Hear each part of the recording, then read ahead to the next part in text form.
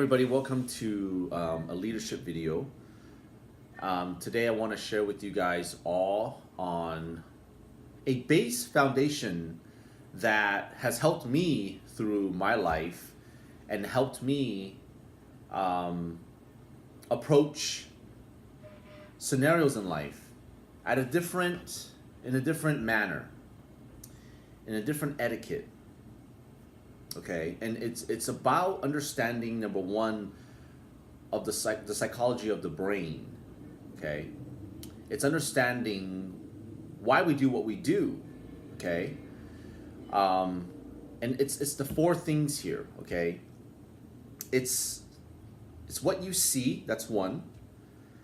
Two is our preconditioning, which is our hardwiring, which is what we grew up with. Okay, it's the limbic system, the limbic brain. Okay, the limbic system meaning the limbic brain has it has a memory bank, and this brain stores these events in our lives, how we're raised by our parents, by school, the social system. You know, it could be social media, it could be your friends, it could be TV. All these things we see, we encounter, we observe, okay? And the brain remembers that, okay? So step one is what we see, what we hear, what we smell, what we taste, what we touch. Okay, those are the inputs into our brain. And two, it triggers the limbic system, which is our brain, a memory, okay? It's just a memory, okay? It has no attachment to emotions yet. Then the brain, we know, is a survival organ. So what do? It fires an emotion. And that emotion causes us to what now? React. So those are the four pillars of a base foundation, okay? Just like a table has four legs, okay? Those are the four things that holds the table up. If one leg isn't there, guess what happens? It tips, and then it can fall and it can break. So having a core foundation of the four pillars allows us to approach life, personal things, business, projects, visions, goals, everything else, aspirations in our personal life. And this video is just to have you cue into the process of those four things, okay? Every day we go through life, we see something. This is analogy now, okay, I want to get into. We see something and we have a memory, and everybody has different memory of this one event. It could be as simple as seeing a gun shooting, pretend, okay? Just using an analogy right now. If we see something on the in person, in real life, there's a gun shooting, what do? We duck and run, right? Because the brain is a survival organ. It's going to keep you alive no matter what. So we see something, we hear something, we smell something, we see, we duck and we run and we duck and run. That all happens in a matter of nanoseconds. Because if we don't do that, we die as a breed, okay? So applying this on a bigger scale could be in a team environment, it could be a work environment. I mean, you know, we see a lot, then it triggers a memory bank, and a lot of times we're not self-aware enough to understand the memories. We don't, because it's very subliminal. In other words, that's why we don't have consciousness of our limbic system, because the brain isn't wired to do that. Okay, I think it'd be chaotic if it did. So to be mindful and to be self-aware, what memory did it just trigger? Okay, so approaching the work environment and observing. A lot of times I observe everybody, everything in life. It's just my habit. Okay, I you know, it's my habit to just observe and not react, not let my brain do what it wants to do. More, in fact, observe your own thoughts. Oh, why did I think of that? Why does it bring up these, why does it conjure these memories? Okay, and then two, catching yourself what the body wants to do. You know, if somebody curses at you, fight or flight, you curse them back, or you say something back, or you try to hurt them back. So, you know, the other party. It's an ecosystem of its own. Okay, it's redundant, and that's how we get caught up in the social realm. All right, to break away from the social realm, we must observe our own thoughts again, observe our own emotions, and observe why the brain wants to say or react how it wants to react. And in catching all that and not reacting, something beautiful happens. What happens now is the brain sort of freaks out because it's not used to its own redundant cycle. The brain wants to react now. And when we react, it could be it could be consequential, it could be great, it could be bad, or whatever the case may be. It ends up to be a result that sometimes we look back and we regret. You know, sometimes you wish, oh man, I should have said this different or did that different. It's because we're not mindful in the moment of the 4 pillars. And it's hard to, okay? It's very hard to. It's a habit that it's hard to do. I've been practicing this. I've been learning from my mentors about this process. And I see that it helps a lot when I apply it, right? But sometimes I forget because what do? We have to remind ourselves we're human beings. And when we remind ourselves and we take that approach now, we start to have different results. We have different solutions in life.